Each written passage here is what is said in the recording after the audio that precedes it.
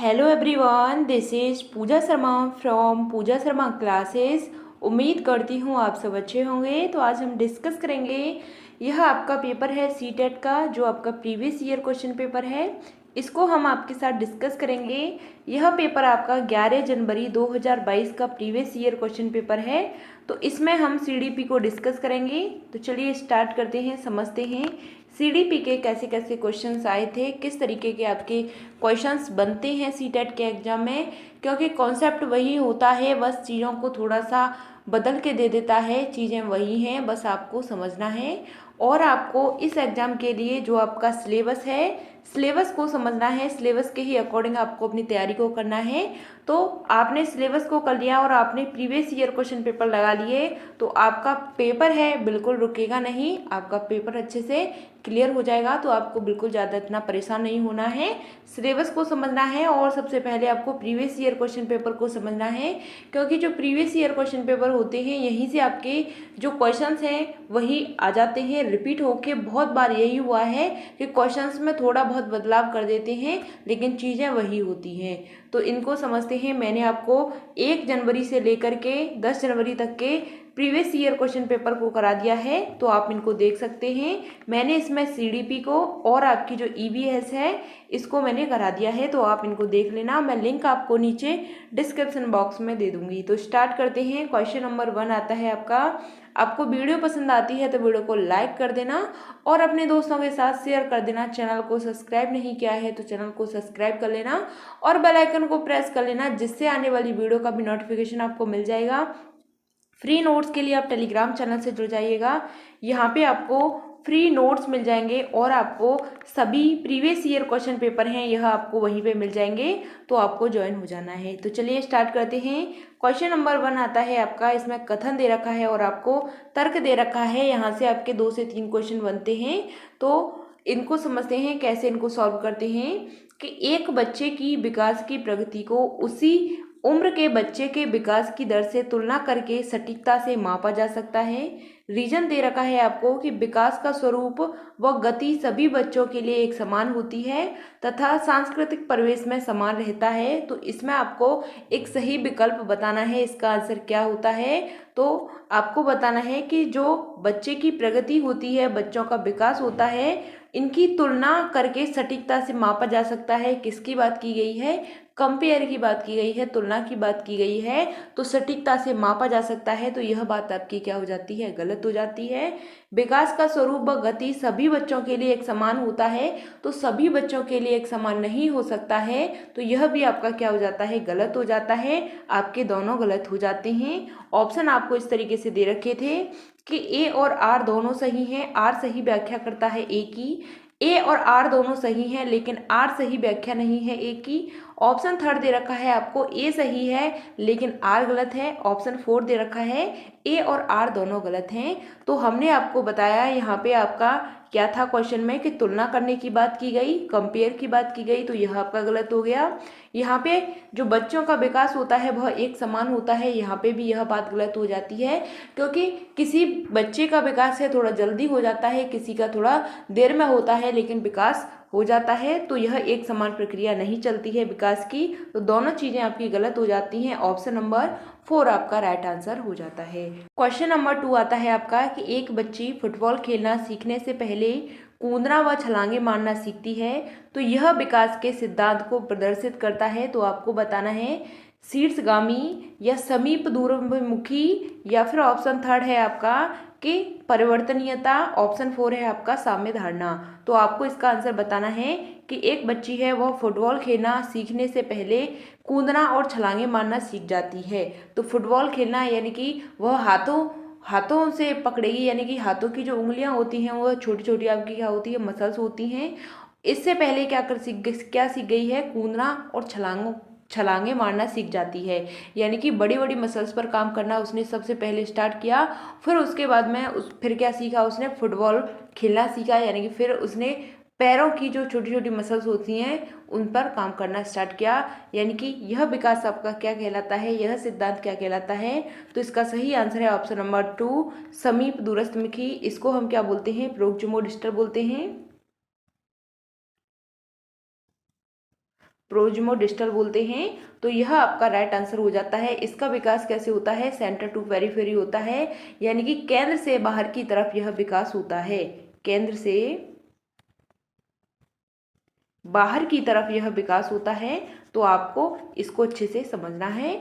यहाँ से आपका एक क्वेश्चन पूछा जाता है, तो विकास के सिद्धांत से आपके 2 से 3 क्वेश्चन बन जाते हैं, तो आपको अच्छे से इनको समझना है। क्वेश्चन नंबर आपका नेक्स्ट आता है, क्वेश्चन नंबर 3 है आपका कि निम्नलिखित में से विकास के बारे में कौन सा कथन सही नहीं है। आपको बताना है कि विकास के बारे में कौन सा कथन है वह सही नहीं है।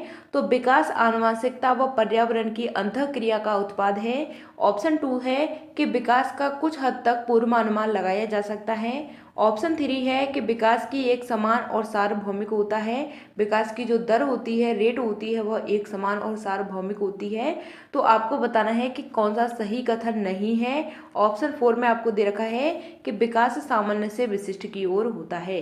तो विकास के संदर्भ में आपको सही आंसर बताना है। तो इसका सही आंसर आपको बताना है कि नहीं पूछा है, तो गलत पूछा है आपसे कि विकास आनुवंशिकता और पर्यावरण की अंतःक्रिया का उत्पाद होता है। तो यह बात बिल्कुल सही होती है, पॉजिटिव होती है। फिर आता है कि विकास कुछ हद तक इसका पूर्वानुमान लगाया जा सकता है, तो यह भी बात पॉजिटिव होती है। विकास की दर एक समान होती है, तो यह बात आपकी क्या हो जाती है? गलत हो जाती है, नेगेटिव हो जाती है कि जो विकास की दर है वह एक समान नहीं होती है और सार्वभौमिक होती है। आपका नेगेटिव हो जाता है। ऑप्शन 4 में आपको दे रखा है कि विकास सामान्य से विशिष्ट की ओर होता है, तो यह बात आपकी सही है, पॉजिटिव आंसर है। तो इसका सही आंसर आपका हो जाता है ऑप्शन नंबर 3, क्योंकि आपसे क्या पूछा था? नहीं पूछा था, इसलिए आपको नेगेटिव पर टिक लगाना है। ऑप्शन नंबर 3 आपका सही आंसर है। अगर आपको क्वेश्चन में आपका पॉजिटिव दे रखा है तो आपको पॉजिटिव की तरफ जाना है, अगर आपको नेगेटिव दे रखा है तो आपको नेगेटिव की तरफ जाना है। इस तरीके से आपको क्वेश्चंस को सॉल्व करना है। क्वेश्चन नंबर आपका 4 आता है, आपको कारण दे रखा है, तर्क दे रखा है। एक क्वेश्चन हमने पहले कर लिया, फिर आपका यह दूसरा क्वेश्चन आया है इसी तरीके का कि बच्चे अपनी संस्कृति में व्यवहार के करने से उपयुक्त तरीके अपने दोस्तों, मीडिया जैसे कई स्रोतों से सीखते हैं। रीजन में दे रखा है आपसे कि सामाजिकरण एक प्रक्रिया है जो बहुत से औपचारिक व अनौपचारिक साधनों के जरिए होती है। तो आपको इसका सही विकल्प बताना है कि ए और आर है, दोनों सही हैं। आर सही व्याख्या करता है ए की, या ए और आर दोनों सही हैं लेकिन आर सही व्याख्या नहीं है ए की। ऑप्शन 3 दे रखा है कि ए सही है लेकिन आर गलत है। ऑप्शन 4 दे रखा है ए और आर दोनों गलत हैं। तो आपको इसका आंसर बताना है कि जो बच्चे अपनी संस्कृति में व्यवहार करने के उपयुक्त तरीके अपने दोस्तों, मीडिया जैसे कई स्रोतों से सीखते हैं। तो सामाजिकरण एक प्रक्रिया है जो अनौपचारिक और औपचारिक साधनों के जरिए होती है। तो इसका आपको सही आंसर बताना है। तो इसमें आपके क्या हो जाते हैं? यह आपके दोनों सही हो जाते हैं कि बच्चे हैं वह कहाँ से सीखते हैं? दोस्तों और मीडिया के माध्यम से सीखते हैं। औपचारिक और अनौपचारिक यह दो तरीके के क्या होते हैं? साधन होते हैं। यानी कि हम औपचारिक तरीके से भी सीखते हैं, यानी विद्यालय में जाकर के, अनौपचारिक तरीके से सीखते हैं यानी कि अपने समाज संस्कृति से हम सीखते हैं। तो यह बात आपकी क्या हो जाती है? दोनों सही हो जाती हैं। ए और आर दोनों सही है। आर सही व्याख्या करता है ए की। ऑप्शन नंबर फर्स्ट आपका सही आंसर हो जाता है। क्वेश्चन नंबर आपका नेक्स्ट आता है, क्वेश्चन नंबर 5 है कि मूर्त संक्रियात्मक अवस्था बच्चों के लिए एक शिक्षिका को, आपको बताना है कि मूर्त संक्रियात्मक अवस्था के बच्चे के लिए एक शिक्षिका को क्या करना चाहिए? तो अमूर्त संरचनाओं को सरोकार करने के लिए खूब अभ्यास कराना चाहिए। या ऑप्शन 2 में दे रखा है कि वस्तुओं और विचारों को जटिल से वर्गीकृत करने के मौके मुहैया कराने चाहिए। ऑप्शन 3 दे रखा है कि ऐसी समस्या देनी चाहिए जो उच्च स्तरीय मूर्त सोच पर आधारित हो। ऑप्शन 4 है आपका कि ऐसी समस्याएं देनी चाहिए जो तर्कपूर्ण वैज्ञानिक समझ की आवश्यकता हो। तो आपको इसमें इसका सही आंसर बताना है कि शिक्षिका को क्या करना चाहिए। तो इसका सही आंसर आपको बताना है कौन सी अवस्था है बच्चे की? मूर्त संक्रियात्मक अवस्था है, यानी कि मूर्त संक्रियात्मक अवस्था होती है वह आपकी 7 से क्या होती है? 11 वर्ष की अवस्था होती है। तो इसमें आपको इसका सही आंसर बताना है कि वस्तुओं और विचारों को जटिल वर्गीकृत करने के मुहैया कराने चाहिए। तो ऑप्शन नंबर 2 आपका सही आंसर हो जाता है। बच्चों में क्या हो जाता है कि जो आपकी वस्तु स्थायित्व का इसमें जो वर्गीकरण होता है, क्लासिफिकेशन होता है, यह आ जाता है। बच्चे वस्तु स्थायित्व करना सीख जाते हैं। रिवर्सिबिलिटी की जो समझ है वह बच्चे में आ जाती है। ऑप्शन नंबर 2 आपका सही आंसर हो जाता है। अमूर्त की बात की गई तो यहाँ से 11 से 15 वर्ष होता है। यह आपकी कौन सी अवस्था होती है? तो अमूर्त संक्रियात्मक अवस्था होती है। तो ऑप्शन नंबर आपका 2 सही आंसर हो जाता है। क्वेश्चन नंबर आपका नेक्स्ट आता है कि जीन प्याजे के विकास के किस चरण में एक बच्चा समझ बना लेता है कि प्रतीकों का इस्तेमाल वस्तुओं को प्रतिनिधित्व करने के लिए किया जा सकता है। अगर बच्चे के सामने साइकिल नहीं है तब भी साइकिल शब्द सुनकर उसके मस्तिष्क में एक प्रतिबिंब बन जाता है। तो आपको बताना है इसके अनुसार यह कौन सी अवस्था है? पूर्व परंपरागत अवस्था है, पूर्व संक्रियात्मक अवस्था है, या मूर्त संक्रियात्मक अवस्था है, या फिर अमूर्त संक्रियात्मक अवस्था है। तो आपको इसका आंसर बताना है कि जीन प्याजे के संज्ञानात्मक विकास के किस चरण पर बच्चा समझ बना लेता है कि प्रतीकों का इस्तेमाल वस्तुओं को प्रतिनिधित्व करने के लिए किया जाता है। अगर बच्चे के सामने साइकिल नहीं है तब भी वह साइकिल शब्द सुन के उसके मस्तिष्क में एक प्रतिबिंब बन जाता है। तो इसका सही आंसर आपको बताना है कि बच्चा है वह कौन सी अवस्था में है। तो पूर्व परंपरागत अवस्था होती है, इसमें नहीं है बच्चा। पूर्व संक्रियात्मक अवस्था में यह बात आपकी सही हो जाती है। ऑप्शन नंबर 2 आपका सही हो जाता है। मूर्त गलत है, अमूर्त गलत है। ऑप्शन नंबर 2 आपका सही आंसर हो जाता है। क्वेश्चन नंबर आपका नेक्स्ट आता है कि आनव 3 अंकों की संख्याओं का जोड़ करने में अकेले संघर्ष करता है किंतु शिक्षिका की मदद से वह ऐसा करने में सक्षम है। लेव वाइगोत्स्की के सिद्धांत के अनुसार क्या दर्शाता है? तो आपको इसका आंसर बताना है कि समीपस्थ विकास का क्षेत्र है, पुनर्वलन है, परिपक्वता है, या फिर ऑप्शन नंबर 4 है आपका कि प्रतीकवाद है। तो आपको इसमें इसका सही आंसर बताना है कि अनाव 3 अंकों की समस्याओं यानी 3 अंकों की संख्याओं का जोड़ करने में अकेले संघर्ष करता है किंतु शिक्षिका की मदद से वह ऐसा करने में सक्षम है। तो लेव वाइगोत्स्की के सिद्धांत के अनुसार क्या दर्शाता है? तो इसका सही आंसर हो जाता है ऑप्शन नंबर 1 आपका राइट आंसर है। क्या दर्शाता है? समीपस्थ विकास का क्षेत्र दर्शाता है। क्वेश्चन नंबर आपका इसमें नेक्स्ट आता है, क्वेश्चन नंबर 8 है आपका कि लेव वाइगोत्स्की के अनुसार अधिगम क्या है? आपको अधिगम के बारे में बताना है। क्या है अधिगम? तो ज्ञान के निर्माण की संक्रिया है, या फिर आपका ज्ञान प्राप्ति करने की एक निष्क्रिय प्रक्रिया है, या अभ्यास व दोहराव की प्रक्रिया है। ऑप्शन 4 है आपका कि उद्दीपन प्रतिक्रिया के संबंधों की प्रतिक्रिया है। तो इसका आंसर आपको बताना है लेव वाइगोत्स्की के अधिगम में कि क्या है। तो इसका सही आंसर हो जाता है ज्ञान के निर्माण की संक्रिया। ऑप्शन नंबर 1 आपका सही आंसर हो जाता है। जो लेव वाइगोत्स्की की बात करती हैं तो यह हमेशा किसकी बात करती हैं? समाज और संस्कृति की बात करती हैं। किसकी बात करती हैं? समाज संस्कृति की बात करते हैं। ऑप्शन नंबर इसमें 1 इनका सही आंसर हो जाता है। क्वेश्चन नंबर आपका 9 आता है कि आसना अच्छा करती है। आसना एक लड़की है, वह अच्छा करती है क्योंकि वह दूसरों के द्वारा अच्छा देखा जाना चाहती है। तो वह लॉरेंस कोहलबर्ग के नैतिक विकास के कौन से चरण में है? तो आपको इसका आंसर बताना है कि आसना है वह अच्छा करना चाहती है और दूसरों के द्वारा अच्छा देखा जाना चाहती है, यानी कि अच्छा देखना चाहती है। तो लॉरेंस कोहलबर्ग ने नैतिक विकास के कौन से चरण में है? तो पूर्व पारंपरिक अवस्था में है, पारंपरिक अवस्था में है, या फिर उत्तर पारंपरिक अवस्था में है। ऑप्शन 4 है आपका कि अमूर्त संक्रियात्मक अवस्था में है। तो लॉरेंस कोहलबर्ग के अनुसार आपको बताना है कि वह कौन सी अवस्था में है। तो इसका सही आंसर हो जाता है ऑप्शन नंबर 2 कि वह पारंपरिक अवस्था में है। कौन सी अवस्था में है? पारंपरिक अवस्था में है। यहाँ तक बात क्लियर? क्वेश्चन नंबर आपका नेक्स्ट आता है कि प्रगतिशील शिक्षा में, यहाँ से आपको एक क्वेश्चन बनता है प्रगतिशील शिक्षा से। तो प्रगतिशील शिक्षा में सीखने का स्वरूप होता है वह कैसा होता है? सामाजिक होता है, या पाठ्य पुस्तक सीखने का एकमात्र स्रोत होता है। ऑप्शन 3 है आपका कि बैठने की व्यवस्था पूरी तरह से तय होती है। ऑप्शन 4 है आपका कि पाठ्यचर्या मानकीकृत होती है। तो आपको इसमें इसका सही आंसर बताना है कि प्रगतिशील शिक्षा में क्या होता है। तो इसका सही आंसर हो जाता है ऑप्शन नंबर 1 कि सीखने का स्वरूप होता है वह कैसा होता है? सामाजिक होता है। सीखने का स्वरूप कैसा होता है प्रगतिशील शिक्षा में? सामाजिक होता है। ऑप्शन नंबर 1 आपका सही आंसर हो जाता है। यह आपके सभी नेगेटिव हो जाते हैं। एकमात्र साधन है, पूरी तरह तय होती है, मानकीकृत आ जाए, यह आपका नेगेटिव होता है।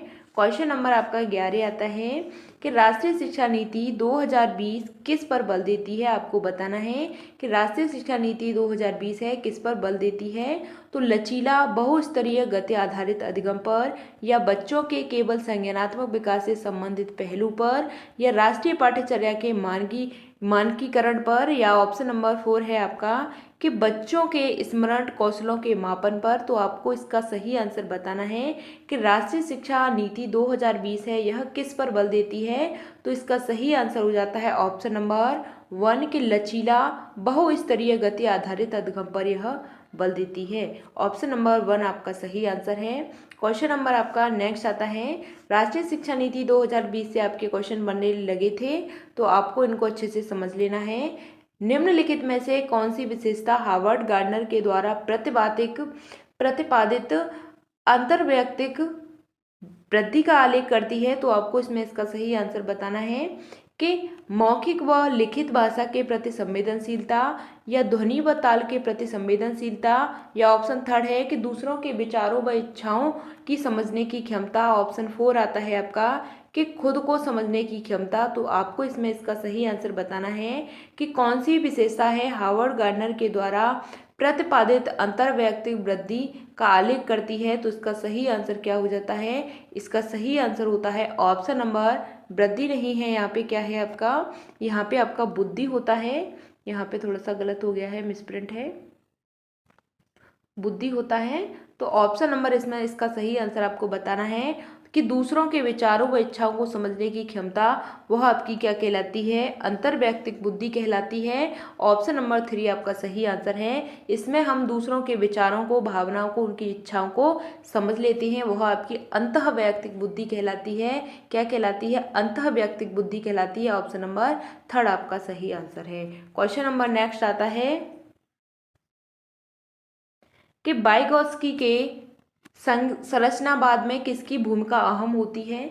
तो वाइगोत्स्की के संरचनावाद में इसकी यानी किसकी जो भूमिका होती है सबसे महत्वपूर्ण होती है, अहम होती है। तो भाषा की, परिकल्पना की, स्कीमा की यानी स्कीमा का विकास, या फिर ऑप्शन 4 है इनाम व सज्जा। तो इसका सही आंसर सजा, इसका सही आंसर आपको बताना है कि वाइगोत्स्की के संरचनावाद में किसकी भूमिका अहम होती है। तो इसका सही आंसर क्या हो जाता है, ऑप्शन नंबर 1 आपका सही आंसर होता है। किसकी भूमिका होती है, भाषा की भूमिका होती है।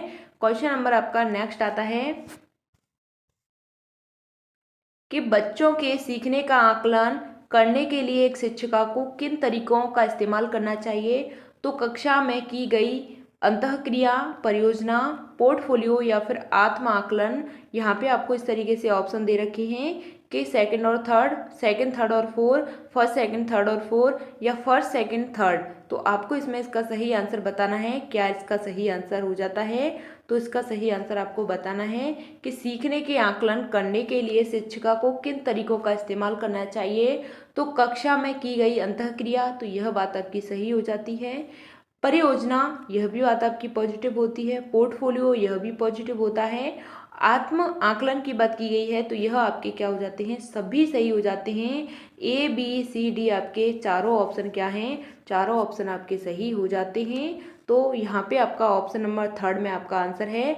ऑप्शन नंबर 3 आपका सही आंसर हो जाता है। क्वेश्चन नंबर आपका नेक्स्ट आता है, क्वेश्चन नंबर 15 है आपका कि राष्ट्रीय शिक्षा नीति 2020 के अनुसार मूल्यांकन का उद्देश्य किसकी जानकारी देता है। तो आपको बताना है कि राष्ट्रीय शिक्षा नीति 2020 के अनुसार मूल्यांकन का उद्देश्य होता है, यह किसकी जानकारी देता है।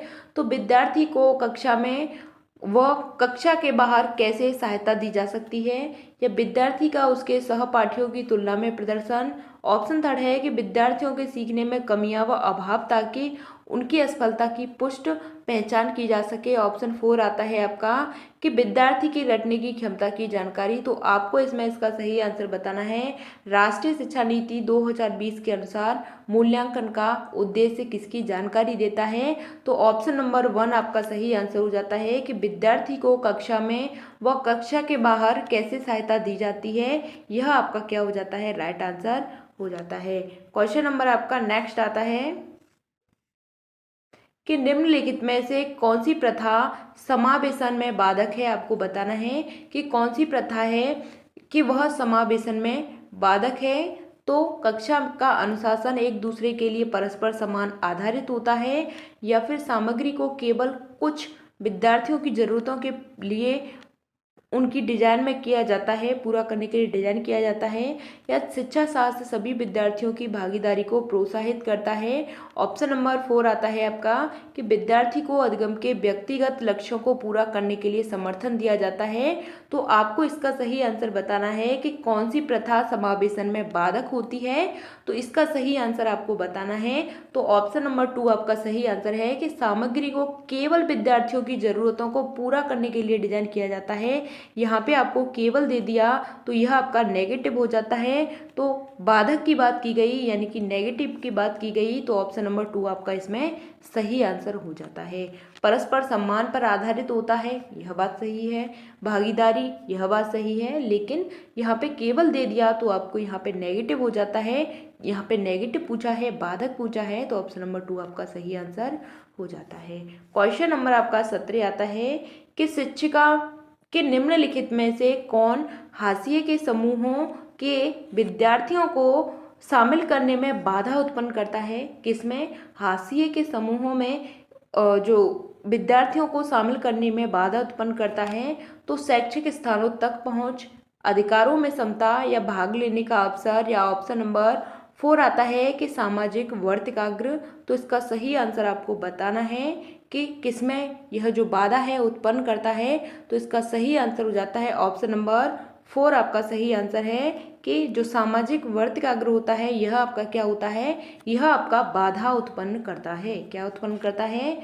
बाधा उत्पन्न करता है। ऑप्शन नंबर 4 आपका सही आंसर है। यह आपके पॉजिटिव होते हैं, सभी पॉजिटिव होते हैं, यह आपका नेगेटिव हो जाता है, इसलिए राइट आंसर है। क्वेश्चन नंबर आपका नेक्स्ट आता है, क्वेश्चन नंबर 18 है कि निम्नलिखित में से कौन सी अधिगम अक्षमता सुसंगत रूप से लिखने की क्षमता को सीधे प्रभावित करती है। तो डिसकैल्कुलिया है, डिस्ग्राफिया है, या ऑप्शन 3 है आपका डिसलेक्सिया है, या फिर डिस्प्रैक्सिया है। तो इसका आंसर आपको बताना है कि कौन सी अधिगम अक्षमता को सुसाध्य करने के लिए यानी सुसंगत रूप से उस क्षमता को प्रभावित करती है। तो इसका आंसर आपको बताना है। तो क्या होता है? अक्षमता की बात की गई थी, अधिगम अक्षमता को सुसंगत लिखने की क्षमता की बात की गई है। तो लिखने की क्षमता क्या हो जाती है आपकी? डिसग्राफिया हो जाती है। ग्राफ क्या होता है आपका? लिखने का होता है। क्या होता है? ग्राफ आपका लिखने का होता है, इस पे आप लिखते हैं। तो यह आपकी क्या हो जाती है? डिस्ग्राफिया हो जाती है। लिखने से संबंधित आए तो ग्राफिया हो जाता है। गणित से संबंधित आए, गणितीय विकार आए यानी गणित से संबंधित आए तो यानी कि कैलकुलेशन की बात होती है। अगर पढ़ने से संबंधित आए तो क्या होता है आपका? पढ़ने से संबंधित आपका डिसलेक्सिया होता है। क्वेश्चन नंबर नेक्स्ट आता है कि निम्नलिखित में से कौन सा अभ्यास श्रवण विद्यार्थियों को सफल समावेशन में बाधा उत्पन्न करेगा। तो इसका आपको आंसर बताना है कि विद्यार्थियों को अपने आप से बात करके सोचने देने का मौका देना चाहिए, या फिर विद्यार्थियों को मौखिक परीक्षा के बजाय लिखित परीक्षा दें, या उपयोग यानी कि बाद में उपयोग करने के लिए टैब पर दत्त कार्यों का निर्देश रखें, या ऑप्शन 4 आता है आपका कि दत्त कार्यों के लिए मौखिक निर्देश दें। तो आपको इसका सही आंसर बताना है। क्या सही आंसर हो जाता है? तो क्वेश्चन में आपसे पूछा है कि श्रवण विद्यार्थियों के लिए सफल समावेशन में बाधा उत्पन्न करता है। तो इसका सही आंसर क्या हो जाता है? ऑप्शन नंबर 2 आपका राइट आंसर है, क्योंकि लिखित परीक्षा दें यह आपका क्या करेगा? यह आपका क्या करेगा? श्रवण विद्यार्थियों को बाधा उत्पन्न करेगा। ऑप्शन नंबर 2 आपका सही आंसर है। सोचने का मौका भी देंगे, टैब कार्य भी देंगे। ऑप्शन 4 में है आपका कि मौखिक निर्देश भी देंगे, यह बात आपका वह समझ लेगा दत्त कार्यों के लिए। लेकिन आपका जो सेकंड वाला है यह आपका क्या हो जाता है? नेगेटिव आंसर हो जाता है। क्वेश्चन नंबर आपका नेक्स्ट आता है कि निम्नलिखित में से प्रतिभावान विद्यार्थी की विशेषता कौन सी है। तो आपको बताना है कि प्रतिभावान विद्यार्थी की विशेषता कौन सी हो जाती है? धीमी समझ होती है, जिज्ञासा की कमी होती है, सोच की सटीकता की आवश्यकता होती है, या आसान कार्यों को चुनने की प्रवृत्ति होती है। तो आपको इसमें बताना है कि जो प्रतिभावान विद्यार्थी होते हैं यानी कि जो होशियार बच्चे होते हैं उनके बारे में आपको बताना है। गिफ्टेडनेस होते हैं तो इनका जो IQ लेवल होता है कितना होता है? 140 प्लस होता है। तो यह आपका यहाँ पे कई बार पूछा जा चुका है। तो आपको बताना है कि इसमें प्रतिभावान वाले विद्यार्थी की जो विशेषता होती है कौन सी होती है। तो धीमी समझ होती है, तो यह बात आपकी क्या हो जाती है, गलत हो जाती है। जिज्ञासा की कमी होती है, यह बात भी गलत होती है। आसान कार्य को चुनने की प्रवृत्ति होती है, कैसे कार्य को आसान की, तो यह भी गलत होता है। ऑप्शन नंबर 3 आपका सही आंसर है कि सोच की सटीकता की आवश्यकता होती है। ऑप्शन नंबर 3 आपका राइट आंसर हो जाता है कि जो सोच होती है उनकी क्या होती है, बहुत अच्छी होती है, समझ अच्छी होती है, वह छोटी छोटी चीज़ों को बहुत अच्छे तरीके से सॉल्व करना जानते हैं। क्वेश्चन नंबर आपका यहाँ पे नेक्स्ट आता है कि एक शिक्षिका को अपने विद्यार्थियों में बोध कौशल को सुसाध्य करना चाहती है। इस उद्देश्य के लिए उसे निम्नलिखित में से किससे बचना चाहिए। तो संकल्पना मानचित्रण से, संदर्भहीनता से, रूपरेक्षण रेखण से, या ऑप्शन नंबर 4 है आपका कि सारांशीकरण से। तो आपको इसका सही आंसर बताना है कि विद्यार्थियों में बोध कौशल को सुसाध्य करना चाहती है, इसे उद्देश्य के लिए निम्नलिखित में से किससे बचना चाहिए। तो आपको इसका सही आंसर बताना है। तो किस चीज़ों से बच्चे को नहीं, किस चीज़ों को बचना चाहिए, किस चीज़ों से बचना चाहिए, सुसाध्य कौशल करना चाहती हैं, तो आपको बताना है किन चीज़ों से बचना चाहिए। तो मानचित्रण की बात की गई है, तो यह आपका पॉजिटिव हो जाता है। संदर्भहीनता की बात की गई, यहाँ पे संदर्भ की बात यहाँ तक ठीक थी, लेकिन यहाँ पे आपसे क्या लगा दिया, हीनता लगा दी, तो यह आपका गलत हो जाता है। इसी चीज़ से हमें क्या करना चाहिए, बचना चाहिए। ऑप्शन नंबर 2 आपका सही आंसर है। रूपीकरण यह आपका बिल्कुल पॉजिटिव होता है, लेकिन यहाँ पे आपका यह गलत हो जाएगा क्योंकि यहाँ पे आपसे नेगेटिव पूछा है, इसलिए नेगेटिव आपका सही आंसर हो जाता है। क्वेश्चन नंबर आपका 22 आता है कि विद्यार्थियों में एक संप्रत्यय के अधिगम को सुसाध्य करने के लिए एक शिक्षिका को निम्न में से क्या करना चाहिए। तो नई जानकारी और पिछले ज्ञान के बीच संबंध बनाने से बचें, या नियमों को समझने और अवधारणा को विशेषताओं को परिभाषित करने पर ध्यान दें, या ऑप्शन 3 है कि विषय वस्तु से संबंधित आवश्यक और गैर आवश्यक जानकारियों को मिश्रित कर दें। ऑप्शन 4 है आपका कि सामग्री और जानकारी को अत्यधिक मूर्त और जटिल रूप से प्रस्तुत करें। तो आपको इसमें इसका सही आंसर बताना है कि विद्यार्थियों में एक संप्रत्यय के अधिगम को सुसाध्य करने के लिए एक शिक्षक को निम्न में से क्या करना चाहिए। तो आपको इसका सही आंसर बताना है। ऑप्शन नंबर 2 आपका सही आंसर है कि नियमों को समझने और अवधारणा की विशेषताओं को परिभाषित करने पर ध्यान देना चाहिए। ऑप्शन नंबर 2 आपका राइट आंसर हो जाता है। क्वेश्चन नंबर आपका 23 आता है कि निम्न में से कौन सा कारक अकादमिक प्रदर्शन में विद्यार्थियों की सफलता के लिए जिम्मेदार नहीं है। नहीं पूछा है आपसे, तो आपको बताना है कि बोरियत है, तनाव है, जिज्ञासा है, या फिर भय है। तो आपको बताना है कि अकादमिक प्रदर्शन में विद्यार्थियों की सफलता के लिए जिम्मेदार नहीं है, सफलता के लिए जिम्मेदार नहीं है। तो ऑप्शन नंबर इसका सही आंसर है वह आपकी क्या होती है, जिज्ञासा होती है, क्यूरियोसिटी होती है। ऑप्शन नंबर 3 आपका सही आंसर है, यह आपका क्या है, सफलता के लिए जिम्मेदार नहीं है, जिज्ञासा। यह आपके क्या होते हैं, यह आपके गलत हो जाते हैं। ऑप्शन नंबर 3 आपका सही आंसर है। क्वेश्चन नंबर आपका 24 आता है कि एक संप्रत्यय को पढ़ाते समय एक शिक्षक ऐसा उदाहरण दे रहा है जिसे यानी जिसमें उस संप्रत्यय से जुड़ी श्रेणी की सबसे महत्वपूर्ण मूल विशेषताएं हैं। ऐसे उदाहरण को कहा जाता है, क्या कहा जाता है ऐसे उदाहरण को, तो एक भ्रांति कहा जाता है, एक गैर उदाहरण कहा जाता है। ऑप्शन 3 में आता है आपका कि एक आद्रूप कहा जाता है, या एक अपवाद कहा जाता है। तो आपको इसमें इसका सही आंसर बताना है कि एक संप्रत्यय को पढ़ाते समय एक शिक्षक ऐसा उदाहरण दे रहा है जिसमें उस संप्रत्यय से जुड़ी श्रेणी की सबसे महत्वपूर्ण मूल विशेषता हैं। तो ऐसे उदाहरण को क्या कहा जाता है। तो ऑप्शन नंबर 3 आपका सही आंसर है। ऐसे उदाहरण को हम क्या कहते हैं, एक आद्रूप कहते हैं। क्या कहते हैं, एक आद्रूप कहते हैं। ऑप्शन नंबर 3 आपका सही आंसर हो जाता है। क्वेश्चन नंबर आपका 25 आता है कि एक निर्देश लक्ष्य तक पहुंचने के लिए विद्यार्थी को उनकी संज्ञानात्मक क्षमताओं को चिंतन करने के लिए प्रोत्साहित करके एक शिक्षक निम्नलिखित में से किसके विकास को सुगम बना रहा है। तो आपको बताना है घोषणात्मक ज्ञान को या प्रतिक्रियात्मक ज्ञान को। ऑप्शन 3 आता है आपका कि अधिक संज्ञा को या फिर आपका रट कर याद करने को। तो इसका आंसर आपको बताना है कि एक निर्दिष्ट लक्ष्य तक पहुंचने के लिए विद्यार्थी को उनकी संज्ञानात्मक क्षमताओं पर चिंतन करने के लिए प्रोत्साहित करके एक शिक्षक निम्नलिखित में से किस विकास को क्या बना रहा है, सुगम बना रहा है। तो इसका सही आंसर होता है, यह आपके गलत हो जाते हैं। ऑप्शन नंबर इसमें अधिसंज्ञा, यह आपका क्या हो जाता है, ऑप्शन नंबर थर्ड आपका सही आंसर हो जाता है। इसको हम क्या बोलते हैं, मेटा कॉग्निशन बोलते हैं। क्या बोलते हैं, मेटा कॉग्निशन बोलते हैं। ऑप्शन नंबर थर्ड आपका सही आंसर हो जाता है। Meta cognition option number third आपका सही आंसर है। क्वेश्चन नंबर आपका नेक्स्ट आता है, यहाँ से आपका क्वेश्चन बनता था मेटा कॉग्निशन से। यह आपके जो एनसीएफ है इससे आपके क्वेश्चन बनते हैं, 2 से 3 क्वेश्चन यहाँ से बन जाते हैं आपके, यानी कि ज़्यादा से ज़्यादा आपका यह 5 नंबर का टॉपिक होता है एनसीएफ वाला। यह आपका एनसीएफ होता है, यह 5 नंबर का टॉपिक होता है। तो आपको यानी कि हर जो सब्जेक्ट होती है 30-30 नंबर के पार्ट होते हैं, 150 क्वेश्चन होते हैं, 150 ही मिनट होती हैं। तो इसमें आपका 5 नंबर का आता है यह एनसीएफ से क्वेश्चन।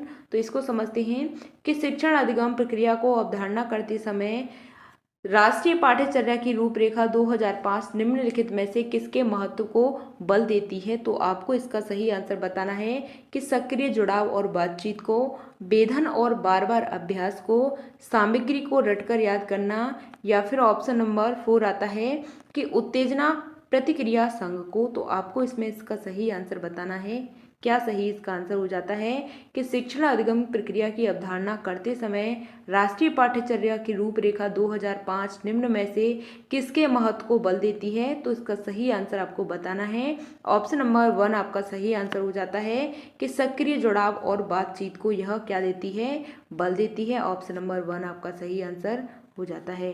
क्वेश्चन नंबर आपका नेक्स्ट आता है, क्वेश्चन नंबर 27 है कि किसी समस्या को हल करने के लिए विद्यार्थियों की मदद करने के लिए एक शिक्षक को निम्न में से क्या करना चाहिए।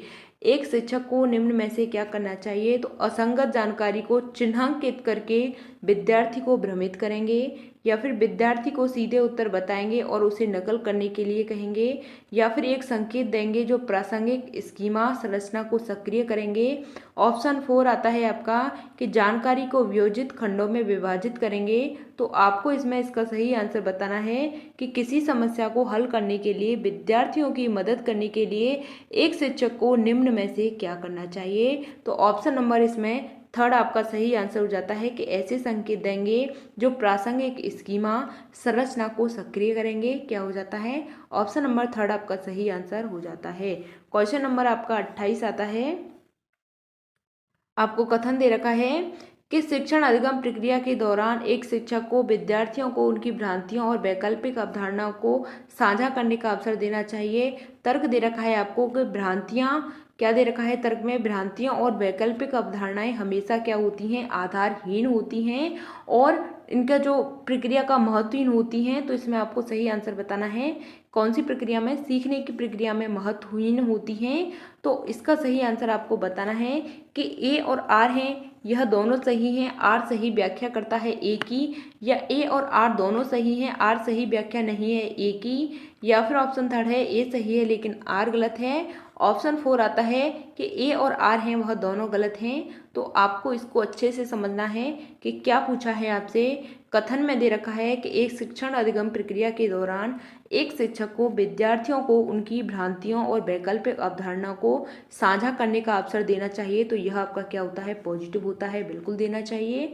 अवधारणाओं को समझने का अवसर देना चाहिए, साझा करने का अवसर देना चाहिए, यानी कि शेयर करने का अवसर देना चाहिए।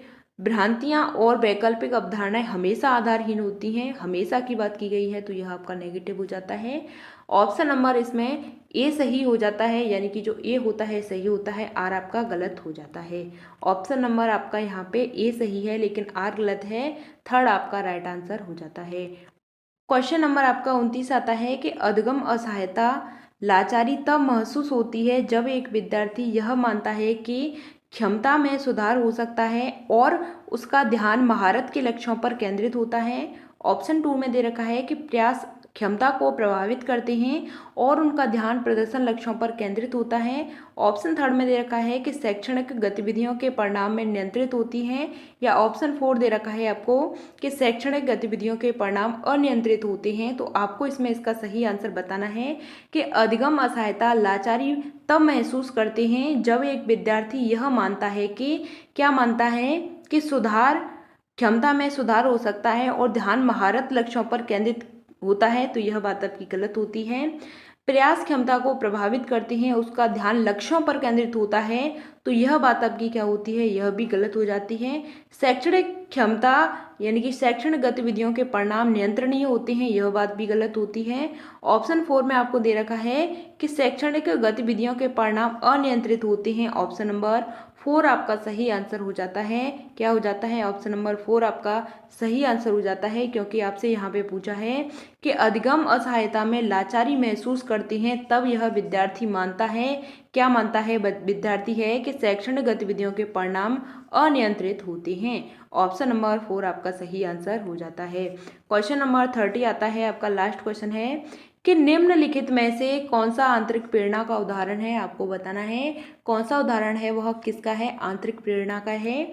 तो माता पिता द्वारा दंड से बचने के लिए अध्ययन होता है, या एक गतिविधि में रुचि का कारण अध्ययन होता है, या शिक्षक की प्रशंसा प्राप्त करने के लिए अध्ययन होता है। ऑप्शन नंबर फोर आता है आपका कि प्रतियोगिता जीतने के लिए अध्ययन होता है। तो इसका आंसर आपको बताना है कि निम्नलिखित में से कौन सा आंतरिक प्रेरणा का उदाहरण है। तो आंतरिक प्रेरणा का उदाहरण क्या हो जाता है, इसका सही आंसर आपको बताना है कि माता पिता के द्वारा दंड से बचने के लिए अध्ययन, यह आपका क्या होता है, यह आपका बाह्य अभिप्रेरणा का उदाहरण होता है। गतिविधि रुचि के कारण अध्ययन, यह आपकी क्या होती है, यह आपकी आंतरिक होती है। ऑप्शन फोर थ्री में दे रखा है कि प्रशंसा प्राप्त करने के लिए अध्ययन, तो यह आपका बाह्य अध्ययन होता है। प्रतियोगिता जीतने के लिए अध्ययन, यह भी आपका बाह्य होता है। तो ऑप्शन नंबर सेकंड आपका सही आंसर है। आंतरिक प्रेरणा का उदाहरण क्या हो जाता है कि एक गतिविधि में रुचि के कारण अध्ययन, यह आपका सही आंसर हो जाता है।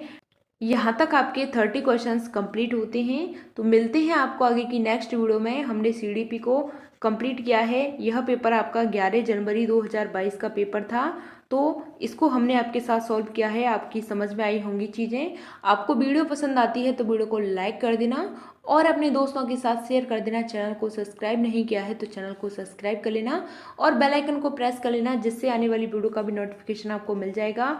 फ्री नोट्स के लिए आप टेलीग्राम चैनल से जुड़ जाइएगा, वहाँ पे आपको फ्री नोट्स मिल जाएंगे। और प्रैक्टिस करने के लिए यह सभी प्रीवियस ईयर क्वेश्चन पेपर हैं, तो यह आपको वहाँ पे मिल जाएंगे, तो आपको ज्वाइन हो जाना है। तो फिर मिलते हैं आपको आगे की नेक्स्ट वीडियो में। अगर आपका कोई भी डाउट होता है तो कमेंट के माध्यम से पूछना मत भूलना, तो पूछ लेना कमेंट के माध्यम से, हम आपको आपका आंसर ज़रूर करेंगे।